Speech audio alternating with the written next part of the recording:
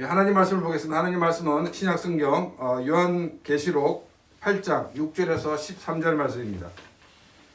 신약성경 요한계시록 8장 6절에서 13절 말씀을 교독하도록 하겠습니다. 일곱 나팔을 가진 일곱 천사가 나팔을 불기를 준비하더라. 첫째 천사가 나팔을 부니 피 섞인 우박과 불이 나와서 땅에 쏟아지매 땅의 3분의 1이 타버리고 수목의 3분의 1도 타버리고 각종 푸른 불도 타버렸더라. 둘째 천사가 나팔을 부니 불붙는 큰 산과 같은 것이 바다에 던져지매 바다의 3분의 1이 피가 되고 바다 가운데 생명 가진 피조물들의 3분의 1이 죽고 배들의 3분의 1이 깨지더라. 셋째 천사가 나팔을 부니 횃불같이 타는 큰 별이 하늘에서 떨어져 강들의 3분의 1과 여러 샘물에 떨어지니 이 별 이름은 쓴쑥이라 물의 3분의 1이 쓴쑥이 때문에 그 물이 쓴 물이 되므로 많은 사람이 죽더라. 넷째 천사가 나팔을 부니 해 3분의 1과 달 3분의 1과 별들의 3분의 1이 타격을 받아 그 3분의 1이 어두워지니 낮 3분의 1은 비춤이 없고 밤도 그러하더라. 내가 또 보고 들으니 공중에 날아가는 독수리가 큰 소리로 이르되 땅에 사는 자들에게 화가 퍼지리니 이는 새 천사들이 불어야 할 나팔 소리가 남아 있음이로다 하더라. 아멘. 요즘 우리가 그 영화를 많이 접할 수가 있는데 보통 영화들은 이렇게 이제 스타트가 되면은 쭉 이제 내용이 진행됩니다. 그런데 어떤 내용은 그 A와 B 두 사람이 나오는데 처음에는 A의 관점에서 영화가 쭉 지속됩니다. 그러다가 다시금 이제 B라는 관점에서 이제 영화가 시작되고 그리고 엔딩이 되는 것 같은 장면이 있습니다. 이제 처음에 이제 A가 시작되고 그리고 그 이어서 B가 시작되고 그리고 이제 끝이 납니다. 그런데 우리가 A의 스토리가 나올 때 좀 이해가 되지 않는 장면이 있습니다. 이 사람들이 왜 어떻게 만났는지 왜 싸우는지 이유를 잘 모릅니다. 그런데 우리가 이제 B의 관점에서 시작되는 것 같은 스토리를 보면서 이래서 이 사람들이 만났고 이래서 이 사람들이 싸우는구나 라고 알게 됩니다. 자, 그러면 이 영화는 이제 영화를 보여줄 때는 A를 보여주고 난 다음에 B를 보여주고 있지만은 시간상으로는 어떤 시간상입니까? A가 있고 난 다음에 B의 사건이 있은 게 아니라 A와 B가 동시에 사건이 있었다는 것입니다. 그래서 A란 그 내용이 전개되면서 B도 내용이 전개되고 있습니다. 그런데 이것을 같이 섞은 게 아니라 따로따로 분리해가지고 이제 영화가 지속되다가 엔딩이 되는 것입니다.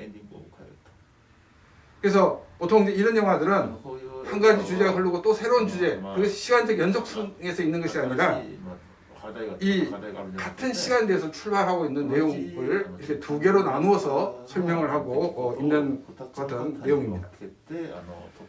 왜 이것을 설명을 드리냐면 요한계시록의 구조가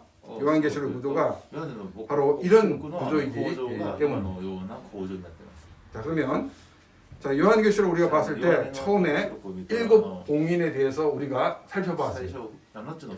우리가 그 지난주부터 보는 게 뭐냐면은 이 일곱 나팔을 부는 것 같은 천사의 내용이 이제 시작되고 있습니다. 그리고 이제 그 다음에는 일곱 대접을 쏟는 것 같은 장면이 나옵니다. 우리가 이제 요한계시록 기록되는 순서는 일곱 봉인이 있고 그 다음에 일곱 나팔이 있고 그 다음에 일곱 대접의 순서로 나옵니다. 그런데 이것이 실제적으로 이 일곱 봉인이 끝나고 난 다음에 연속적인 시간 속에서 나팔이 불어지고 그 연속 현상에서 또 대접이 쏟아지는 것이 아니란 것입니다. 그래서 이렇게 종말을 향해 나가는 것이 아니라 일곱 봉인을 떼는 것 같은 장면이 나옵니다. 그리고 다시금 일곱 나팔을 부는 장면이 나옵니다. 그리고 다음에 또 일곱 대접을 쏟는 것 같은 장면이 나옵니다. 그래서 각각 지금 이 같은 시점에서 출발해서 계속적으로 설명하면서 최종적으로 종말에 대해서 이야기를 하고 있다는 것입니다. 그래서 이 요한계시록의 이 구조를 잘 이해하고 봐야지, 그렇지 않으면은 이 성경을 오해하기가 쉽습니다. 그래서 어떤 사람은 지금은 나팔장이 임할 때다, 7봉인이 지나갔다. 아닙니다. 이게 동시에 같이 일어나는데 관점이 다르다는 것입니다. 우리가 이제 그 7봉인은 어떤 관점에서 쓰여졌을까요? 7봉인은 복음을 받아들인 크리스찬의 관점에서 이 글이 기록되었습니다. 이 나팔은 뭐냐면, 7나팔은 믿지 않는 사람의 관점에서 이 내용이 기록되었습니다. 그리고 7대접은 하나님께서 내리시는 이 벌에 관한 징벌에 대해서 그 관점에서 쓰여진 것이 바로 이 내용입니다. 그래서 이것이 순차적으로 일어나는 것이 아니라 동시대에 같이 일어나는데, 하나는 크리스찬의 입장에서, 하나는 넌 크리스찬의 입장에서, 또 하나는 하나님의 징벌의 입장에서 이렇게 각각 쓰여져 있다는 사실을 우리가 기억을 해야 됩니다. 이제 우리가 이 말씀을 보면서 이런 구조 자체가 여기만 있는 것이 아니라 이 마태복음 24장과 25장에도 이런 구조로 되어 있습니다. 예수님의 제자들이 예수님께 종말이 언제입니까? 라고 이렇게 물었습니다. 이때 예수님께서 종말에 대해서 말씀하시는데, 지금 말씀드린 이와 같은 구조로 반복적인 이야기를 계속 하시면서 결국 종말에 대해서 말씀하시는 그런 구조를 우리가 볼 수가 있습니다. 우리가 오늘 읽은 이 본문의 말씀은 주로 이 재해에 관련된 내용이 많이 기록되어 있습니다. 이 본문을 처음 읽어보는 이 7교회 성도들보다도 아마 우리는 이 본문을 읽으면서 이런 뜻일 거야 하고 감이 많이 잡혔을 것입니다. 왜냐하면 우리가 살고 있는 시대는 이 7교회 성도들이 살았던 시대보다도 더 많은 재해를 보았습니다. 또 더 많은 그 많은 재해의 그런 역사적인 기록들이 있습니다. 그리고 또 이 당시에는 상상할 수 없었던 그런 많은 재난을 우리는 또한 경험할 수가 있기 때문에 이 말씀을 잘 이해할 수가 있습니다. 이제 제가 생각해 볼 때 예수님이 언제 오실지 모르지만은 우리보다도 우리의 미래의 사람들이 이 본문을 보면은 더 정확하게 이해하지 않나, 이렇게 생각을 할 수가 있습니다. 우리가 이제 이 본문 말씀을 살펴보는데, 요한계시록을 처음 받아보는 7교회 성도들은 어떤 마음으로, 어떤 생각으로 이 말씀을 받아보았을까 하는 것을 먼저 살펴보도록 하겠습니다. 6절 말씀입니다. 7 나팔을 가진 7 천사가 나팔을 불기를 준비하더라. 지금 이 7 천사들이 7 나팔을 부는 것은 믿지 않는 사람, 넌 크리스찬의 관점에서 기록된 것이다 라고 말씀을 드렸습니다. 그래서 이 6절은 이 새로운 관점에서 내용이 시작되는 것을 우리는 보게 됩니다. 자, 그러면 우리가 살고 있는 이 시대에는 나팔을 부는 장면을 어디서 볼 수 있습니까? 우리는 이제 텔레비전에 볼 수 있고, 또 이제 어떤 큰 축제가 있을 때 우리는 이 나팔을 부는 것을 볼 수가 있습니다. 그러면 이 요한계시록을 처음 읽는 이 사람들이 살고 있던 시대에서 나팔은 부는 것을 어디서 볼 수가 있었을까요? 지금 이 근세에 이르기까지 사실 나팔은 여러 가지 기능들을 많이 하고 있었습니다. 한 가지는 뭐냐면 위기를 알리는 것 같은 신호였습니다. 그래서 전쟁이 일어나게 될 때 나팔을 불어서 전쟁을 알리는 것 같은 것이었습니다. 또 한 가지는 뭐냐면은 이 나팔은 전쟁에서 전진을 하라, 공격하라 할 때도 나팔로 사인하고, 후퇴하라도 이렇게 나팔로 사인을 하였습니다. 또 이 나팔은 축제 때 함께 기쁨을 나누는 것에 사용했던 것을 우리가 알 수가 있습니다. 제가 이제 야후돔에 가봤더니, 요즘 야후돔이 아니고 페이페이돔이라는데, 이 페이페이돔에 가봐서 야구를 봤는데, 이 소프트뱅크와 상대하는 그 팀의 응원단이 와 있습니다. 몇 명쯤 와 있을까요? 얼마 안 됩니다. 한 2, 30명 정도 모이지도 않았어요. 그 사람들이 응원하는데 근데 이 도움을 막 울립니다. 왜냐하면 트럼펫을 가지고 막 하기 때문에 이 나팔 소리가 엄청나게 큰 것 같은 그 위력을 발휘하는 것을 볼 수가 있었습니다. 이 천사가 나팔을 부는 것은 하나님을 믿는 사람에게나 또 하나님을 믿지 않는 사람에게 모두에게 하나님 나라의 도래를 지금 알리는 신호라는 것입니다. 지금 예수님의 재림을 알리는 것이 아닙니다. 예수님의 재림을 알리는 나팔은 나중에 있습니다. 지금 이 천사가 부는 이 나팔은 하나님 나라의 도래, 즉 하나님의 통치를 받으라는 것 같은 이 소리가 있다는 것입니다. 하나님 나라의 도래를 알리지만은 하나님을 믿지 않는 사람들은 이 소리를 들으면서 어떤 감정을 느꼈을까요? 하나님을 믿는 사람들은 이 소리를 들었을 때 하나님의 임하심이 있구나, 하나님 역사하심이 있구나 라고 그 소리에 대해서 굉장히 좋은 반응을 보였을 것입니다. 근데 하나님을 믿지 않는 사람들은 오히려 더 불안하고 더 큰 위기를 느꼈을 것입니다. 또 이 나팔 소리는 지금 실제적인 어떤 나팔 소리라기보다는 우리가 살아가는 가운데 부딪히는 모든 상황들, 그런 상황들이라고 저는 생각을 하고 있습니다. 우리가 여러 가지 상황에 부닥치게 됐을 때 위기를 느낍니다. 그런 이 위기를 느끼면서 사람들은 생각을 해야 돼요. 인간의 한계를 고백해야 되고, 또한 이런 여러 가지 자연의 재해를 보면서 인간이 얼마나 약한 존재인가를 알아야 한다는 것입니다.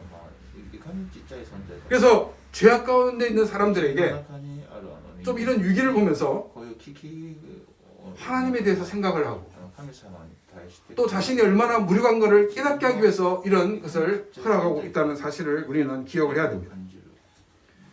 그런데 하나님을 알지 못한 사람들은 이런 위기를 만났을 때 하나님을 찾지 않습니다. 하나님께 돌아오지 않습니다. 오히려 하나님을 떠나고 우상을 섬기고 더 많은 죄를 짓는 것을 우리는 보게 됩니다. 우리는 우리가 부딪히는 그 상황 속에서 항상 이 상황 속에서 하나님께서 나에게 무엇을 말씀하시는가, 또 하나님께서 어떻게 나를 인도하시는가를 늘 찾는 그와 같은 우리의 삶이 되어야 됩니다. 이 때문에 이 천사의 나팔 소리는 하나님을 믿지 않는 사람들에게는 위기의 나팔 소리이지만 하나님을 섬기는 사람에게는 기쁨과 감사의 소리라는 것을 우리는 기억을 해야 됩니다. 천사의 나팔 소리가 어떤 소리로 들리기를 원하십니까? 항상 불안한 가운데 늘 위기를 이렇게 직면하는 가운데 살아가기를 원하십니까? 이런 가운데 살아도 결국 주님의 나라가 임할 때 그 사람은 주님의 나라에 들어갈 수가 없다는 것입니다. 정말 우리가 살아가는 가운데 늘 불안하고 늘 염려하는 가운데 살아가다가 죽은 다음에도 하나님 나라에 들어가지 못한다면 그것은 정말로 불행한 삶인 것을 우리가 알 수가 있습니다. 우리는 이 땅에서 평화를 누리며 살아야 됩니다. 이 땅에서 평화를 누리는 방법은 우리가 주님을 주로 영접하며 살아가는 모습입니다. 또 우리가 이런 크리스찬들도 위기를 당할 때 우리들은 하나님께서 나의 신앙의 수준을 테스트하는 중이구나 라고 우리는 인식하면서 자신의 부족과 자신의 무능력을 깨달아야 됩니다. 우리가 이런 위기가 없을 때는 자신이 좀 뭔가 된 것 같습니다. 이 정도 신앙이면 참 잘하고 있어. 그랬는데 위기를 만나게 됐을 때 그냥 자기의 생각대로, 자기의 고집대로, 자기의 방법대로 일을 처리해버리고 아니면은 돈으로 모든 문제를 해결한다 그러면 그것은 하나님이 기뻐하시는 방법이 아니라는 것입니다. 그래서 이 일이 처리되고 했을 때는 잘했어, 역시 나는 훌륭해 라고 생각했는데 시간이 지나면서 내가 왜 그랬을까, 내가 왜 이렇게 하나님 기뻐하시는 것을 선택하지 못했을까 하고 후회할 때가 많이 있을 것입니다. 그러면 우리가 그것을 계기로 다시금 그런 위기를 만났을 때 같은 방법으로 또 그것을 넘어가는 것이 아니라 하나님의 사람으로서 하나님의 방법대로 넘어간다 그러면 그것은 우리에게 더 큰 성숙의 기회가 될 수 있다는 것입니다. 7절 말씀입니다. 첫째 천사가 나팔을 부니 피 섞인 우박과 불이 나와서 땅에 쏟아지매 땅의 3분의 1이 다 타버리고 수목의 3분의 1도 타버리고 각종 푸른 풀도 타버렸더라. 이 7절은 이 땅에 임할 재해에 대해서 말씀을 하고 있습니다. 이 피 섞인 우박과 불이 나와서 땅에 쏟아짐으로 땅의 3분의 1이 타버렸다. 그래서 땅을 쓸 수 없는 것 같은 땅이 되었다라고 얘기하고 있습니다. 그러니까 땅의 3분의 1이 못 쓰게 되었으니까 거기에 있던 나무들도 또 못 쓰게 되었습니다. 그리고 각종 푸른 풀들도 다 타버렸다라고 이야기를 하고 있습니다. 이제 우리가 이 7 나팔을 불 때 나타나는 현상을 어떻게 해석하는가 굉장히 중요합니다. 이 대표적으로 잘못된 해석이 뭐냐면 방금 말씀드렸던 피 섞인 우박과 불이 이 땅에 쏟아졌다는 이 해석을 할 때 이 우박에 대해서 이것은 하나님 말씀을 이해하지 못하는 불신앙을 얘기하는 것이다. 그리고 이 불은 진리에서 벗어난 이 광신주의자를 얘기하는 것이다. 그리고 피는 하나님의 말씀을 받아들이지 못해서 서로 이렇게 파괴하는 인간의 행동을 말하는 것이다. 이렇게 설명하는 것은 대표적으로 잘못된 해석입니다. 또 이렇게 논리적이지 않은 사람은 이 말씀을 보면 굉장히 그럴듯합니다. 괜찮은데? 그렇게 이 말씀을 아무 생각 없이 받아들입니다. 이 해석에 대해서 우리 한국에서 돌아가셨지만 유명한 신학자이신 박용선 목사님은 뭐라고 말씀하시냐면 이 해석을 억해라고 했습니다. 억해. 억해가 뭐냐면 억지로 해석했다는 거예요. 억지로. 그래서 우리가 어떤 교묘하게 끼워 맞춰가지고 하는 해석, 그것은 바른 해석이 아니란 것입니다. 또 이제 우리가 잘 알고 있는 신천지 같은 경우에 한국에서 출발한 이단 같은 경우에도 성경 해석을 이런 식으로 해석합니다. 뭐는 무엇이고 뭐는 무엇이고 이렇게 설명하는데 그것도 바른 해석이 아니고 그런 해석을 좋아하다 보면 자칫하면 이단에 빠질 수가 있다는 것입니다. 또 이 엘리오트라는 학자가 있는데 이 사람은 이 나팔이 불 때마다 AD 400년부터 AD 1453년까지 일어날 일들이 있었다는 거예요. 그걸 예언한 것이 바로 이 나팔을 불 때 일어난 것이다라고 이야기를 하였습니다. 몇 가지 예를 들면은 이 첫 번째 나팔이 불 때 일어난 것은 AD 400년과 401년에 이 고트족이 로마를 침략한 사건이다. 그것을 예언한 것이다. 이렇게 이야기를 하고 있고, 이 두 번째 나팔은 AD 429년에서 477년까지 이 고트족, 반달족, 이 훈수족이 로마를 침략한 것을 얘기한 것이다라고 보는 견해입니다. 제가 여러 번 말씀드렸지만은 이 요한계시록은 실제적으로 일어날 역사를 구체적으로 얘기한 것이 아니라 전체적인 상징을 우리에게 보여주고 있다라고 말씀을 드렸습니다. 또 우리가 이 본문을 살펴보기 전에 또 생각해야 되는 것은 뭐냐면 고대 사람들은 이 자연의 이상현상이나 또 천재지변 또 재해 등에 대해서 신의 저주 혹은 신의 징벌로 생각을 하였다는 것입니다. 하늘에서 피가 섞인 우박과 불이 땅에 떨어져서 이 3분의 1이 타버렸다라고 기록되어 있는데 1901년에 이 붉은 비가 이탈리아와 유럽 동남쪽에 내렸다고 합니다. 그래서 이 비가 왜 이렇게 내렸는가 조사를 해보니까 사하라 사막에 이 붉은 고온 모래가 이렇게 기류를 타고 올라가서 그것이 비가 돼서 내렸다, 이렇게 원인을 찾아냈습니다. 그러다 그러면 이런 현상이 이 1901년에만 있은 것이 아니라 아마도 요한 또 경험했을 것이고 또 처음 이 요한계시록을 읽고 있는 7개 성도들도 경험한 것이 아닌가, 이렇게 생각해 볼 수 있습니다. 또 이것이 또 2001년도 7월에는 인도 케랄라라는 지역에도 이런 붉은 비가 내렸다는 것 같은 자료가 이런 인터넷 찾아보면 볼 수가 있습니다. 이것도 인터넷도 이처럼 자연의 이상 현상을 고대 사람들은 신의 진노로 이해를 하였다는 것입니다. 좀 전에 말씀드렸던 것처럼 인간이 죄악 가운데 살고 있다는 것을 인간은 감지하지 못합니다. 모두 다 이런 죄를 짓고 있기 때문에 나는 아무 문제가 없다고 생각하고 있습니다. 그러나 이런 자연재해를 통해서 인간이 무능하구나, 하나님이 존재하시구나 하는 것을 하나님은 알게 하기 위해서 이런 여러 가지 재난을 통해서 말씀하고 계시다는 것입니다.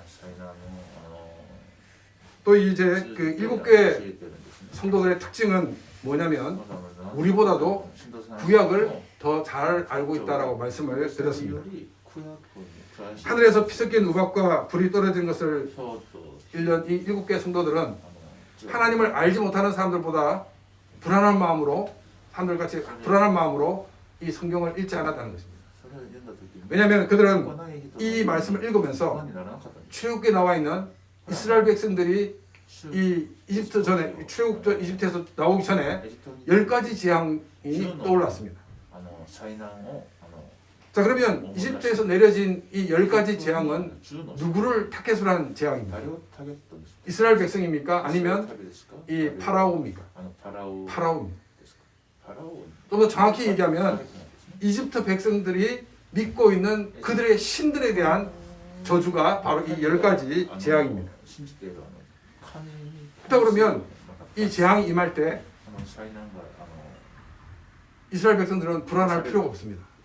왜냐하면 그 타켓이 파라오와 파라오를 따르는 백성이라는 것을 알기 때문입니다. 그런데 내가 불안한 것은 뭡니까? 내가 이스라엘 백성이 아니거나 혹은 하나님의 그 약속을 신뢰하지 않을 때 그런 불안한 마음을 가질 것입니다. 이 첫 번째 나팔 소리와 함께 임한 이 피 섞인 우박과 불에 대해서 이스라엘 그 초대교회 성도들은 두려워할 필요가 없다는 것입니다. 그렇다고 이 피해가 크리스찬들은 전혀 받지 않는다는 것이 아니라는 것입니다. 이집트의 10가지 재앙이 임할 때도 첫 번째 재앙에서 세 번째 재앙까지는 이스라엘 백성에게도 임했고 또 이집트 사람들에게도 임했다는 것입니다. 네 번째부터 아홉 번째까지는 이 이집트 사람들에게만 임했고 그 이스라엘 사람들이 살고 있는 고센 땅에는 그와 같은 피해가 없었던 것을 우리는 보게 됩니다. 그러면 어떤 사람이 이렇게 생각할 것입니다. 그럼 하나님께서 기양하실 거 처음부터 우리가 그 하나님 백성들이 그것을 받지 않으면 더 좋지 않겠는가라고 생각할 수 있을 것입니다. 하나님께서는 하나님을 알지 못하고 살아가고 있는 그 사람들과 같이 크리스찬들도 그런 것을 경험하게 하시는 이유와 목적이 있다는 것입니다. 좀 전에 말씀드렸던 것처럼 자신의 신앙의 수준이 어느 정도인가를 알게 하기 위해서요. 안 믿는 사람과 똑같이 반응해서는 안 된다는 것입니다. 안 믿는 사람과 같이 똑같이 화를 내서는 안 된다는 것입니다. 우리는 이런 똑같은 상황을 경험하지만 그러나 우리는 그것을 해결하는 방법을 다르게 보여줘야 한다는 것입니다. 또 하나님께서는 이런 상황을 통해서 어려움 당하는 사람을 위해서 기도하게 하신다는 것입니다. 우리는 여러 가지를 생각할 때 나에게서는 바로 이 돈이 없기 때문에 자꾸 문제가 생긴다라고 생각합니다. 근데 돈이 있다고 모든 문제가 해결되지 않습니다. 한국의 뉴스를 보니까 그 한국의 회장이 지금 부회장 격이었던 사람이 그 포르포풀에 그 중독되어 있는 것을 뉴스를 보았습니다. 그러니까 결국 돈이 많아도 자기 마음에 평안이 없다는 것입니다.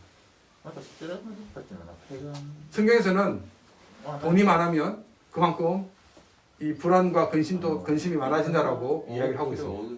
물론 또 성경에서는 이 물질적인 복을 누리는 것도 하나님 주신 복이다라고도 이야기를 하고 있습니다.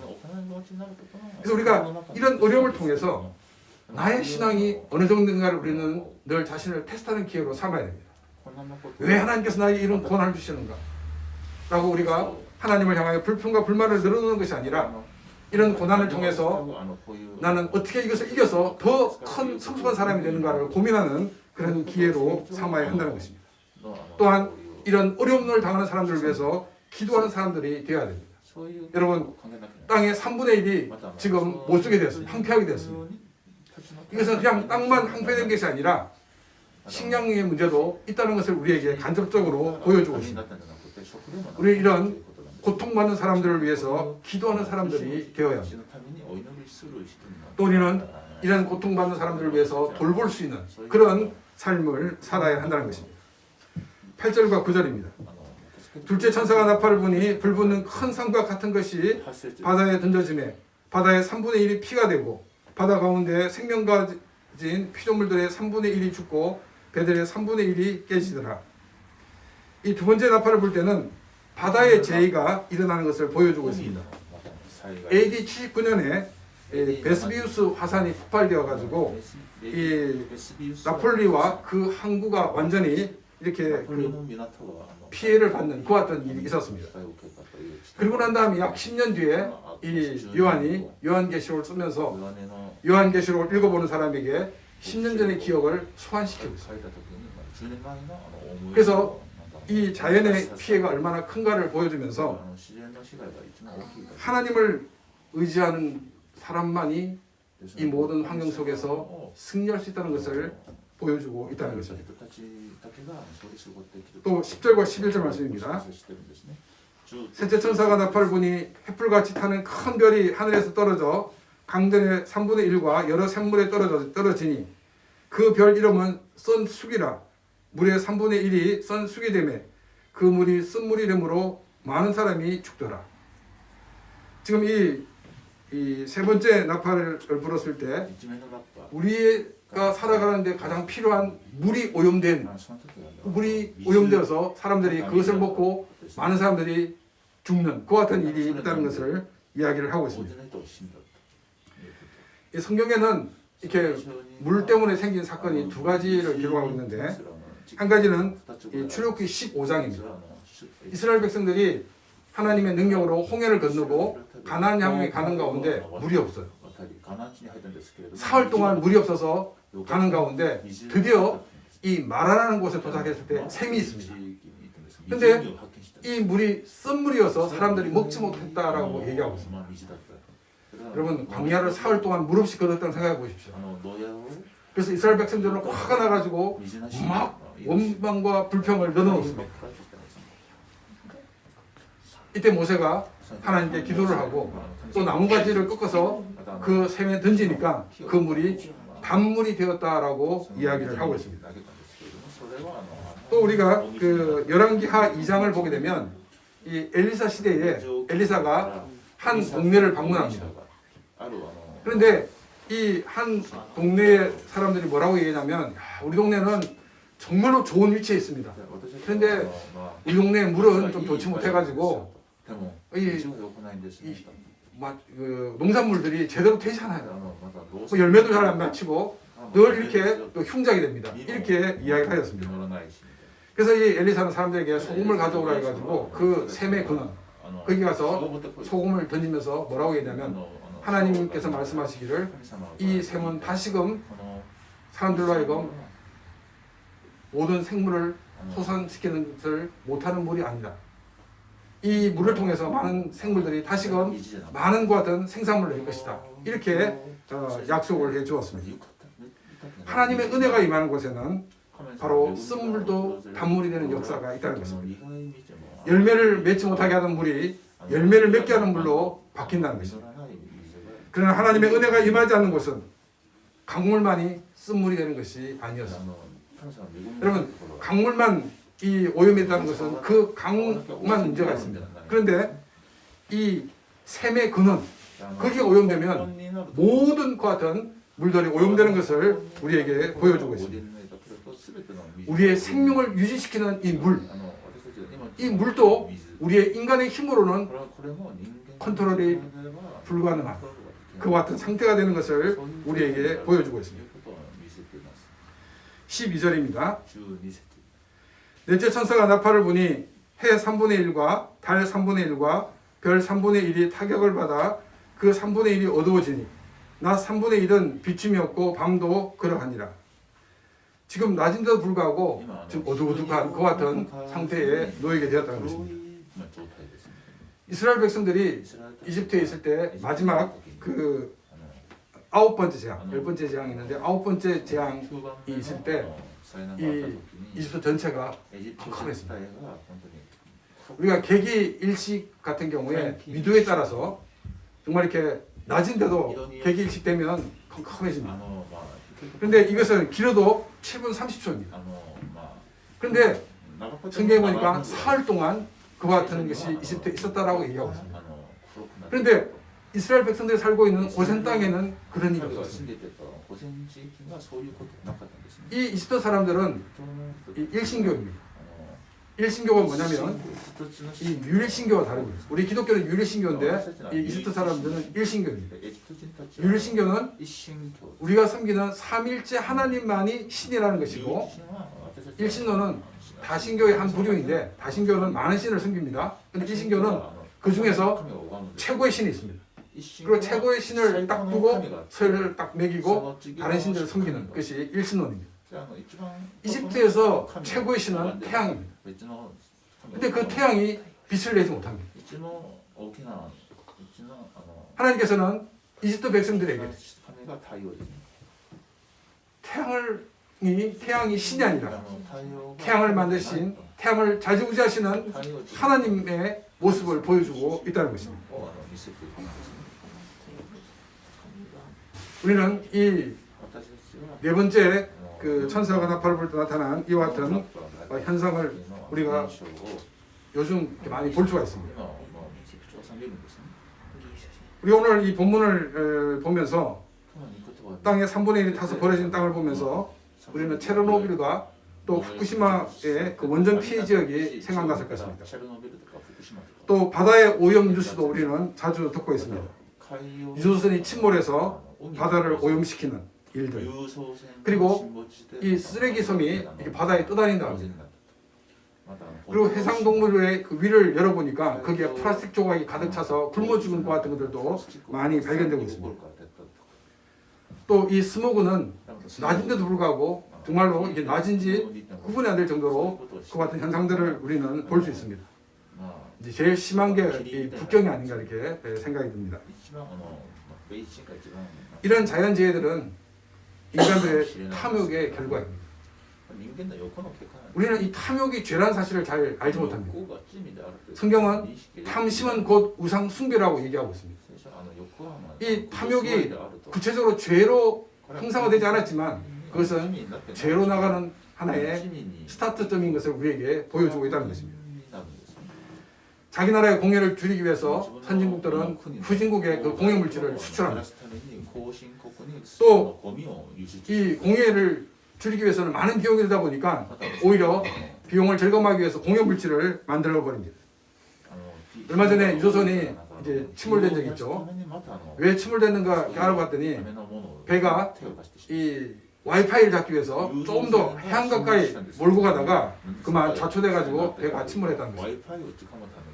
그러니까 돈 조금 아끼려고 그 와이파이 잡아가지고 통신하려고 오히려 더 큰 손해를 보는 것 같은 모습을 우리가 보게 됩니다. 또 후쿠시마 원전에서 발생한 그 폐수를 처리하는 문제 때문에 또 잠시 시끄러웠습니다.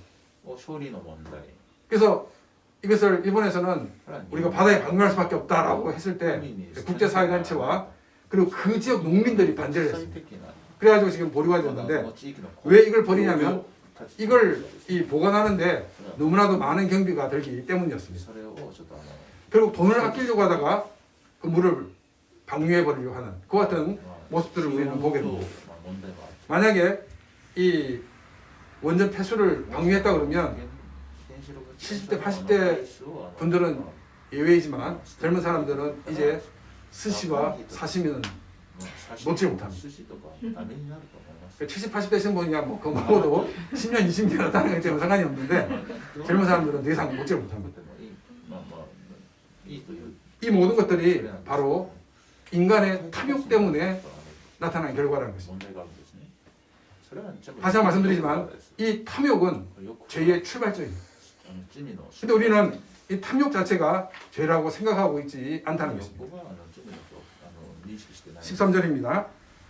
내가 또 보고 들으니 공중에 날아가는 독수리가 큰 소리로 이르되 땅에 사는 자들에게 화가 있으리니 이는 새 천사들이 불어야 할 나팔 소리가 남아 있음이로다 하더라.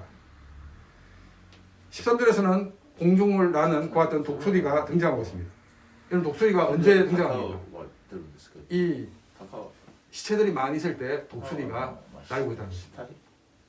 지금 첫 번째부터 네 번째 나팔까지 많은 인명피해가 있다는 것을 우리에게 보여주고 있습니다. 사람들은 정말 이렇게 많은 인명피해가 있을 때 어떤 생각을 가지냐면 우리가 이제 다 바닥까지 떨어졌으니까 이제 됐지, 이제 이게 끝일 거야 라고 생각하고 있습니다. 그런데 이 독수리가 뭐라고 얘기하냐면 화가 있으리.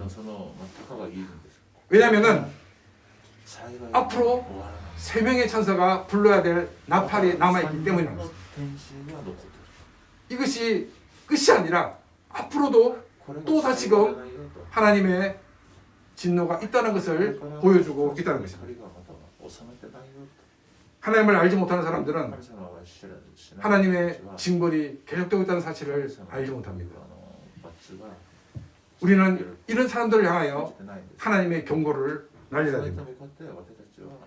그리고 우리 크리스천들이 먼저 탐욕적인 삶을 살아서는 안 된다는 것입니다. 또 우리는 이 탐욕을 가지고 살아가는 사람을 부러워해서도 안 된다는 것입니다. 주님이 재림하실 때까지 지구는 점점 늙어가고 있습니다. 그 성비가 돌이킬 수 없습니다. 그러나 인간의 탐욕으로 노화가 가속되는 것은 막아야 되는 사명이 있다는 것입니다. 그러기 위해서 우리 크리스천들이 탐욕의 덩어리가 되어서는 안 되는 것입니다. 이렇게 살지 않으면 뒤쳐져 살 수가 없습니다. 이렇게 생각해서도 안 된다는 것입니다. 우리의 믿음으로 사는 모습을 보여주어서 믿음으로 잘 살고 있는 모습을 많은 사람들에게 보여주는 삶이 되어야 됩니다. 무엇보다도 하나님 없이 탐욕만을 쫓고 있는 사람들이 그들의 삶의 방향을 돌릴 수 있도록 우리들은 그들을 위해 기도하고 그들에게 복음을 전해야 됩니다. 이 사람들은 환경이 더 어렵기 때문에 더 탐욕을 가지고 많은 사람들이 피해를 입히며 살아가고 있습니다. 자신의 이익을 위해서 수단과 방법을 가리지 않고 있습니다. 우리는 이들이 주님을 만날 수 있도록 늘 기도하면서 그들에게 복음을 전하는 그런 귀한 삶이 되기를 바랍니다.